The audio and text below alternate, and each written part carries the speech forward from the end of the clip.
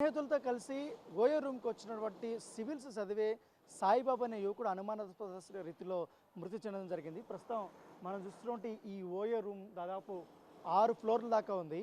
ఈ 6 ఫ్లోర్లో నిన్న దాదాపు 4 మంది వచ్చారు. నలుగురిలో సాయి కూడా ఉన్నాడు. సాయి ఎక్కడైతే ఆర్టీసీ క్రాస్ రోడ్డు దగ్గర సివిల్స్ ప్రిపేర్ అవుతున్నాడో అతను అక్కడ హిమాయత్ నగర్ దగ్గరే రెసిడెన్స్ ఉంది. బేసిక్గా అతను అనంతపురం వాసనగా పోలీసులు చెప్తున్నటువంటి పరిస్థితి కనబడుతుంది.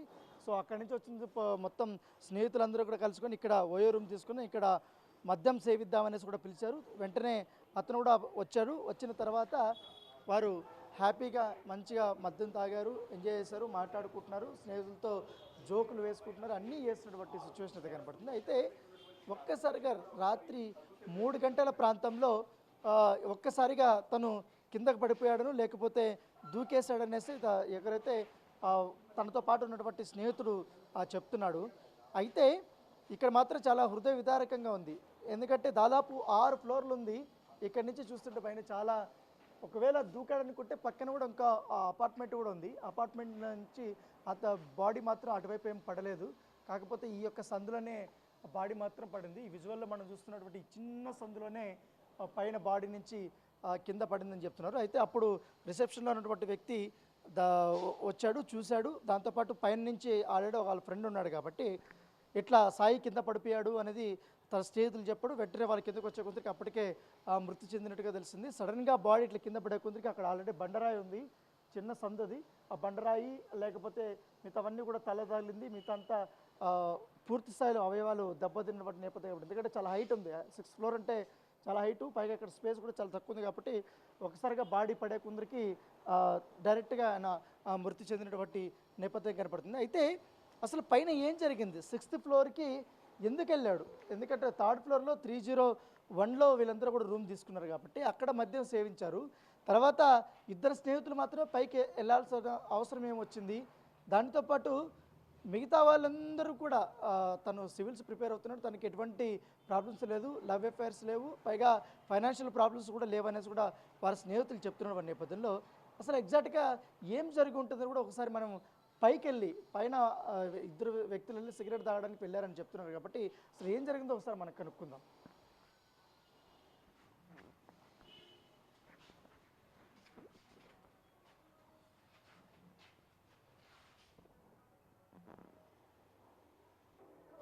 సో 3rd ఫ్లోర్ 301 నుంచి కూడా సాయితో పాటు మరొక స్నేహితుడు ఇట్లా లిఫ్ట్లో వచ్చారు 3rd ఫ్లోర్ 6th ఫ్లోర్కి. ఇలా వచ్చిన తర్వాత ఇద్దరు మాట్లాడుకుంటూ ఒకరిపై ఒకరు చెవి వేసుకుంటూ సిగరెట్ తాగదామనేసి పైకి వచ్చారు. ఇక్కడ 6th ఫ్లోర్ నుంచి పైకి అప్స్టైర్కి వెళ్ళడానికి ఈ స్టెప్స్ మార్గమే ఉంది. తర్వాత దానికి ఎటువంటి లిఫ్ట్ లేదు. ఇక్కడి నుంచి ఇటు పైకి వెళ్ళిన తర్వాత ఇద్దరు అప్పటికే చాలా వరకు కూడా మధ్యలో ఉన్నాడనేసి కూడా చెప్తున్నారు. అప్పటికే ఊగుతున్నాడు అనేది ఆ స్నేహితుడు చెప్తున్నాడు పరిస్థితిగా పడుతుంది. సో ఇలా తీసుకున్న తర్వాత యాక్చువల్ అయితే నైట్లో అయితే ఎవరికి ఇక్కడ పర్మిషన్ ఉండదు ఎవరు రావడానికి. ఇక్కడికి వచ్చిన తర్వాత ఇద్దరు సిగరెట్తో పాటు 2 బీర్ బాటిల్ కూడా తీసుకొచ్చినారు. ఇక్కడ మనకు బీర్ బాటిల్ చాలా స్పష్టంగా కనపడుతుంది. ఇక్కడ ఒక beer bottle, knockout beer bottle, తర్వాత అక్కడ కింగ్ ఫిషర్కి సంబంధించినటువంటి బీర్ బాటిల్ మనకు అక్కడ కనపడుతుంది. ఇద్దరు మద్యం తాగారు. దాదాపు అరగంట పాటు ఇక్కడ మాట్లాడుకున్నారు. మాట్లాడుకున్న తర్వాత ఎగ్జాక్ట్గా ఈ ప్లేస్ దగ్గర సాయి వచ్చాడు. ఇట్లా మాట్లాడుకుంటూ సిగరెట్ తాగుతున్నాడు చెప్తున్నాడు. సిగరెట్ తాగుతూ తను అరే ఇవాళ అయిపోయింది, రేపటి నుంచి నేను క్లాసెస్కి వెళ్ళాలి, సివిల్ క్లాసెస్కి వెళ్ళాలి అబ్బా అంటూ కూడా తను చెప్తుండగా ఒక్కసారిగా ఇక్కడి నుంచి దూకేశాడనేసి స్నేహితులు చెప్తుంటే, అయితే ఇక్కడ దూకడానికి స్కోప్ ఎక్కడ ఉందనేది నేను అర్థం కావట్లేదు. ఎందుకంటే హైట్ ఇంత ఉంది, ఇక్కడ హైట్ ఉంది. తను దీనిపై నుంచి ఇట్లా ఎక్కి ఇట్లా దూకితే ఇక్కడ ఆల్రెడీ ఇది 6th ఫ్లోర్ ఉంది కాబట్టి ఇక్కడ ఇంకో ఫ్లోర్ ఉంది. ఒకసారి నేను విజువల్లో కూడా చూపిస్తాను. దీని పక్కనే ఇంకో ఫ్లోర్ ఉంది, ఇంకో ఇల్లు ఉంది, అది ఇండివిజువల్ సంబంధించినది. అక్కడ కూడా హాస్టల్లో సంథింగ్ ఏదో నడుపుతున్నారు. పడితే ఒకవేళ దూకితే దాని మీద పడాలి. కాకపోతే అనూహ్యంగా ఇక్కడ ఉన్న చిన్న సందులో అయితే డెడ్ బాడీ పడినటువంటి పరిస్థితి కనపడుతుంది. అయితే కొంతమంది చెప్తున్నారు దీనిపైన ఏదైతే ఉందో ఈ గోడ కనపడుతుంది కదా, ఈ గోడ మీద ఇట్లా కూర్చొని సిగరెట్ తాగుతున్నాడు ఇట్లనే పడిపోయాడనేది ఒకరు చెప్తున్నారు. లేకపోతే తోస్తే ఇక్కడి నుంచి పడిపోయి ఉంటాడనేది కూడా అనుకుంటారు. కానీ పోలీసులు అనేక రీతిలో వాళ్ళు అనుమానాలు వ్యక్తం చేస్తున్నారు. అయితే వాళ్ళ స్నేహితులు ప్రత్యక్షంగా చూసింది మాత్రం తను దూకేశాడు అనేది చెప్తున్నారు. దూకితే ఎందుకు దూకాడు? ఎందుకంటే ఒక సివిల్స్ చదువుతున్నటువంటి విద్యార్థి మద్యం సేవించిన తర్వాత హ్యాపీగా తన స్నేహితులతో ముచ్చట్లు చెప్పుకుంటున్నాడు. అంత హ్యాపీగా ఉన్నప్పుడు సడన్గా ఎందుకు దూకాల్సి వచ్చింది అనేది కూడా ఒక క్వశ్చన్ మార్క్. దాంతోపాటు అతనికి ఏమైనా ఫైనాన్షియల్ ప్రాబ్లమ్స్ ఉన్నాయా, లేకపోతే ఏమైనా ఒత్తిడికి లోన్ అయ్యాడంటే అవి కూడా లేవని చెప్తున్నారు.